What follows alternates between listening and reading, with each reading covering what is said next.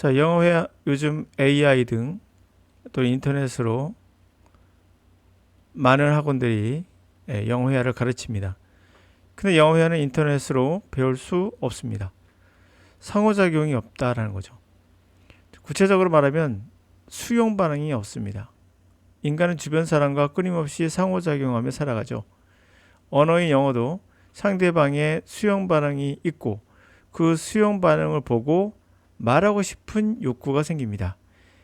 중요한 건 말하고 싶은 욕구가 자연 발생적으로 생긴다는 거죠.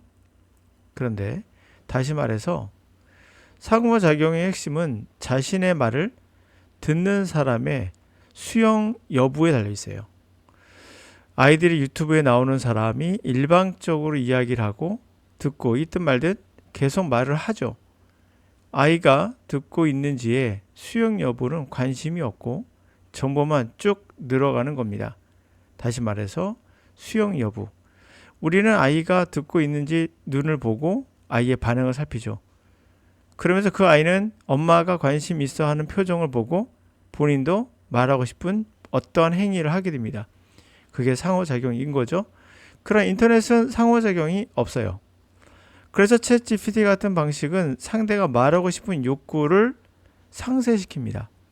욕구가 생기지 않죠. AI든 인터넷 영어 회화 강의든 말하고 싶은 욕구가 자연스럽게 발현될 수 없는 상황이기에 스피킹이나 리스닝도 향상되기 힘들어요. 그래서 자동차에서 혼자 소리 지르거나 벽 보고 소리 지르는 것도 효과가 있을 수 없죠. 쉐도잉도 그런 의미에서 마찬가지예요. 상대가 전혀 반응을 보이지 않는데 혼자 떠드는 겁니다. 이런 것들은 아주 오래전부터 있었죠. 크레이지 잉글리시라고 중국의 유명한 영어 강사가 있습니다. 이것은 검증된 적도 없고요. 지금 거의 사라졌죠. 이만큼 우리가 소리 지른다든지 이런 것은 반응이 없어요. 인간은 수용이 없으면 말하기도 싫어요. 여러분들이 이것은 뭐 인간의 본성이죠. 여러분들이 말하고 있는데 상대방이 들어주지 않으면 대화는 끊기게 되죠.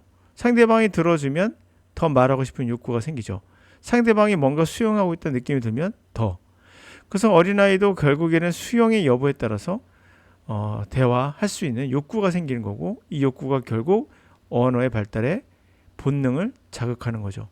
여러분 본능을 전혀 무시하고 단지 학습으로만 또는 인지 발달로만 그러한 영어를 바라봤을 때는 실패 확률이 높아집니다. 사람은 주변 상황과 끊임없이 상호작용한다는 또 다른 사례를 한번 보여드리도록 할게요. 자, distance reliable indicator. 거리라는 것은 신뢰할 만한 어떤 가늠자가 돼요. relationship, 관계를 보여준 가늠자가 되죠. between two people, 두 사람 사이에. strangers, 낯선 사람은 stand further apart, 더 멀리 떨어져 서 있죠. than do acquaintance, 아는 사이보다.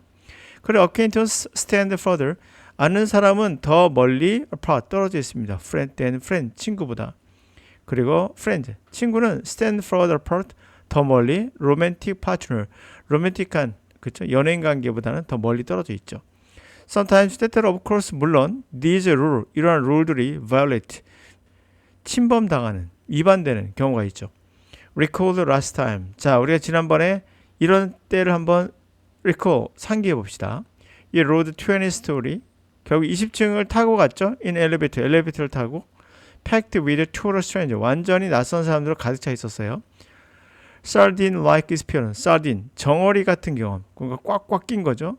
정어리처럼 꽉 껴있는 그러한 경험은 do not, 의심할 바 없이 make a situation, 상황을 a bit uncomfortable, 불편하게 만들죠. with your physical space, 당신의 육체적인 공간이 violate, 침범을 당한 거예요. 그러면 you may have tried, 당신은 아마도 그때 create a psychological space, 심리적 공간을 만들려고 노력했을 겁니다. 자, 심리적 공간. 인간이 이렇게 상호작용하는 겁니다. 주변 반응에 따라서. by avoiding eye contact. 자, 첫 번째 상호작용은 눈의 컨택을 피하죠. 아, 이건 많이 경험해 봤을 겁니다. 지하철이든 꽉 껴있는 지하철이든 아니면 엘리베이터 같은 데에서 상대방의 눈을 피하죠. 마주치는 걸. 첫 번째 반작용. 근데 focus on instead. 또 대신에 focus on the elevator 버튼. 엘리베이터 버튼을 쓸데없이 초점을 맞춥니다. 뭐 이런 것들이 결국 심리적 공간을 만드는 거예요.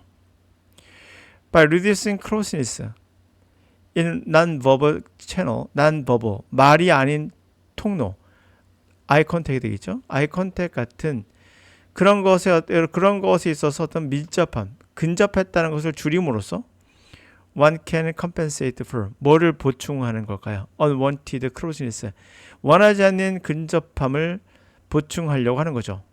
보지 않음으로써 심리적으로. another channel, proximity, 결국 또 다른 그러한 통로인 proximity, 그러한 근접해 있다라는, 원하지 않는 거죠. 근접해 있다는 그런 것을 보충하고자 결국 눈을 피하는 겁니다. 우리가 상대방이 말을 수용해주면, 영어를 들어주고 그가 이해했다는 표정에 어떤 반응을 보이면 우리는 더 가깝게 갈 수 있죠. 이 가까워진다는 것은 뭔가를 말하고 싶고 소통하고 싶은 욕구가 생기는 거예요. 근데 가까워지는 게 멀어진다는 얘기는 그러고자 욕망이 사그러드는 거죠. 그러므로 상대방이 얼마큼 수용해 주느냐가 여러분의 어휘, 영어 회화의 핵심인 거죠. Similarly, 마찬가지로 if I talking with someone, 누군가 대화를 한다면 who is sitting several feet away, 몇 피트 떨어져서 앉아있는 사람과 대화한다면 large table, 커다란 테이블에서, 자, 이런 상황이 주어졌어요. 그럼 이런 환경이라면 you are likely to maintain eye contact, constant eye contact, 끊임없는 그런 eye contact을 계속 유지하고 하려고 할 겁니다. 상황에 따른 반응이죠. something, 그 eye contact가 뭡니까? You might feel uncomfortable, 불편함을 느꼈을 때 하는 것이거든요.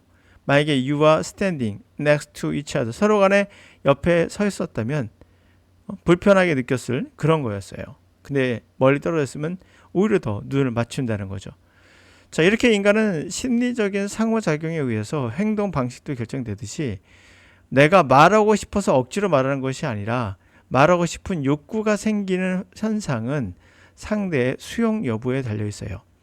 그러므로 인터넷으로 하는 모든 영어 강의는 사실은 영어 회화에 적절하지 못해요.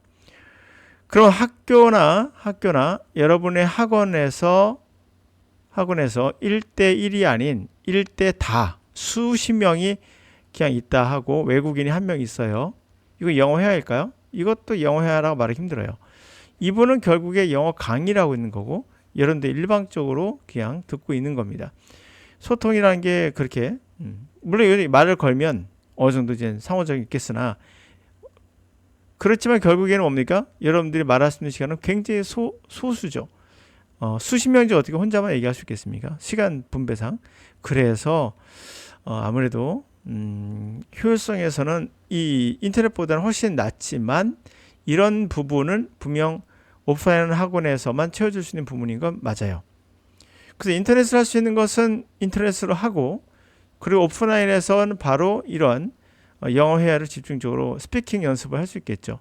네, 그런 의미에서 영어 회화는 인터넷으로 배울 수 없습니다. 그 인터넷을 할 수 있는 게 뭐 있죠? 스스로 할 수 있는 거. 바로 리딩, 독해와 리스닝만 할 수 있습니다. 말하기는 반드시 상대의 반응을 보면서 수용 반응에 의해서 말하고 싶은 욕구가 바로 생겼을 때 여러분들 엄청난 향상을 일으킬 수 있죠. 물론 집에서 한다는 게 효과가 없다는 것은 아니에요. 집에서 할 수 있는 건 할 수 있죠. 문장을 소리쳐서 외울 수도 있고요. 그러나 그것은 언어가 아니에요. 그냥 학습한 거에 지나지 않습니다. 그것은 효과가 1000이라는 시간을 투자하면 10% 나오는 거예요. 만약에 상대방과 소통할 수 있다면 여러분들은 100시간을 투자하면 1000시간의 효과가 나올 거예요. 어떤 게 더 효율적인가요? 당연히 후자가 더 효율적입니다. 이건 어쩔 수 없는 인간이 갖고 있는 내재적 한계예요. 이 내재적 한계를 인정하고 그리고 우리가 할 수 있는 방향을 선택해야 되죠. 외국인은 항상 우리 옆에 있는 것이 아니니까 내가 혼자서 할 수 있는 건 무엇일까를 생각하고 그렇게 해야 되는데 우리는 혼자 있을 때도 영어 회화를 할 수 있다고 착각을 해요. 혼자서 막 떠들어대고 그거 효율성이 굉장히 떨어지는 겁니다. 그러므로 영어 회화보다는 혼자 하실 때는 독해나 리스닝 위주로 하시고 말하기는 외국인과 함께 하시는 게 가장 현실적인 방법이 아니겠는가 생각해 봅니다.